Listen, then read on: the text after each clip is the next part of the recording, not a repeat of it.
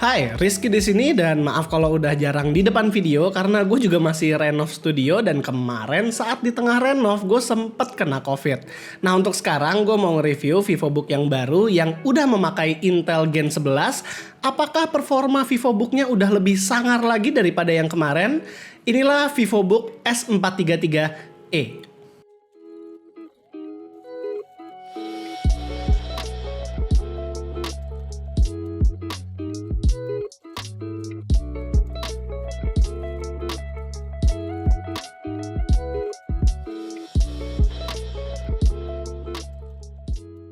Nah, kita kan dulu udah pernah nge-review S433 yang versi Intel 10 Gen. Kalau misalnya kita lihat secara desain, VivoBook S433 yang baru ini sebenarnya nggak berbeda jauh lah sama yang sebelumnya. Tebelnya masih sama, beratnya juga masih sama, dan ngebukanya juga masih butuh 2 tangan. Bagian dalamnya juga nggak berubah, hanya aja dulu kita nge-reviewnya yang versi warna merah, sekarang warna space gray yang dimana ini lebih common. Layout keyboardnya juga masih sama dengan yang dulu dan juga dengan warna enter yang juga sama. Kalau buat Windows Hello seperti biasa ada di sebelah kanan atas touchpad alias fingerprint. Monitornya juga masih VA, hanya aja entah kenapa di pengetesan kita kali ini akurasi warnanya jadi turun menjadi 96%. Ya tapi mungkin masih termasuk margin of error sih. Buat konektivitas port kurang lebih masih sama dengan yang sebelumnya juga, di mana sebelah kanan itu ada micro SD card reader dan 2 USB 3.2 Gen 1, sementara di sebelah kiri ada charging port, full HDMI port, USB-C dan audio combo jack. Yang paling membedakan dengan S433 sebelumnya adalah yang kali ini USB-C-nya udah support sampai Thunderbolt 4. Jadi kalau kalian mau pakai eGPU di laptop ini udah bisa dong. Nah, buat dapur pacu, spesifikasi laptop yang sekarang kita review kurang lebih adalah sebuah refreshment dari S433 yang versi 10 Gen. SKU review unit kita kali ini adalah Core i5 11 Gen dengan Nvidia MX 350 dan masih mempunyai 8GB RAM, tapi yang kali ini dia udah dual channel, alias laptop ini non-upgradable. Bisa dilihat di bagian belakang kalau RAM-nya itu udah disoldered dan gue nggak menemukan adanya slot SODIMM sama sekali. Jadi ya, paling yang bisa di-upgrade hanyalah SSD 512GB-nya aja.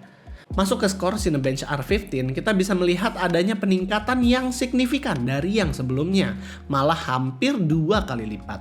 Dan single core comparison juga terlihat beda banget dari yang sebelumnya, walaupun nggak nyampe 2 kali lipat seperti multicore. Namun skor Cinebench ini nggak terlalu stabil saat kita run beberapa kali yang membuktikan kalau CPU-nya ini throttling. Walaupun memang level throttling ini masih bisa dimaklumi sih, apalagi untuk laptop tipis untuk kerja seperti ini kan. Kita juga mencoba untuk blender di dalam laptop ini dan renderingnya nggak termasuk lama-lama banget lah, walaupun memang laptop tipis bukan berarti cocok buat dipakai 3D design ya. Kalau buat gaming performance, tentunya laptop ini cuma bisa mainin game ringan, itu pun game-game macam Genshin dan PUBG harus di setting low. Sedangkan game yang lebih enteng lagi seperti Dota 2 baru bisa di best looking.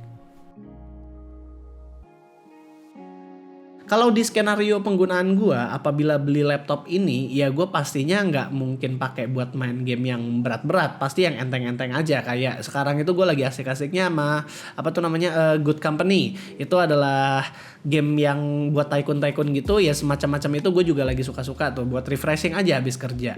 Buat kalian yang butuh skornya, untuk skor synthetic benchmark kita juga ngetes Fire Strike dan Time Spy. Kalau misalnya kita bandingkan dengan S433 yang sebelumnya, yang dimana memakai MX 250, ya itu bedanya cukup jauh sih. Nah, buat Intel Iris-nya, di sini kita juga coba compare dari skor Time Spy antara MX 350-nya diaktifkan sama di non-aktifkan alias pakai Intel Iris, dan ternyata kita dapat kesimpulan kalau si Intel Iris ini yang dari Core i5-nya itu belum bisa keep up dengan MX 350 punya Nvidia. Mungkin memang ekspektasi gue aja kali yang terlalu gede, karena saat ngelihat Intel Iris-nya itu yang 96IU, gue langsung mikir kalau ini pasti udah kuat buat task yang berat-berat.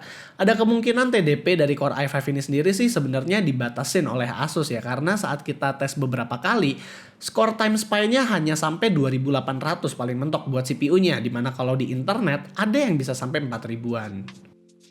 Nah buat suhu, sayangnya S433 yang sekarang itu suhunya nggak terlalu kejaga. Itu juga kenapa CPU dan GPU-nya throttle.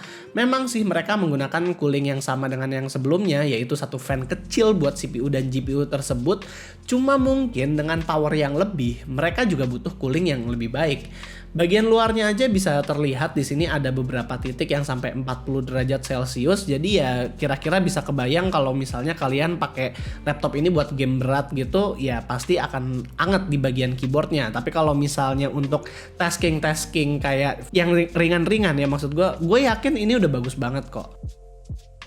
Selama menggunakan laptop ini, karena skenario penggunaan gua hanyalah penggunaan ringan dan ngedit video, enaknya walaupun dengan charger dicopot dan video yang relatif banyak efeknya, preview di Premiere nggak nge-lag berkat Intel Iris tersebut. Jadi buat video editing portable oke banget lah.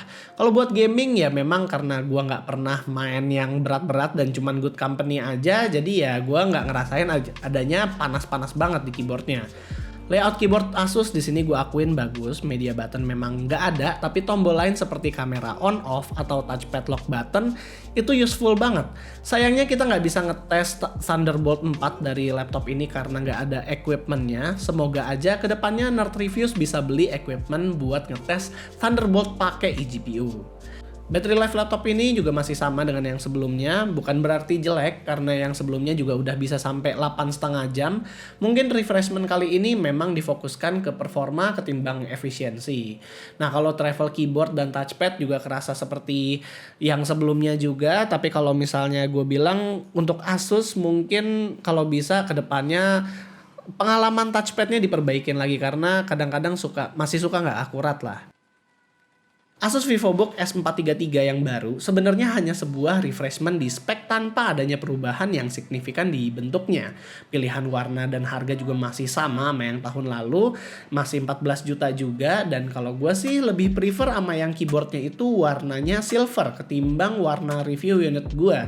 Kalau ditanya apakah worth it laptop ini di 2021, menurut gue untuk seorang content creator yang mobile ini worth it di spek dan Thunderbolt 4-nya. Apalagi kalau kalian creator on the go gitu kan terbantu dengan full HDMI port. Jadinya kalian bisa bebas presentasi di mana aja.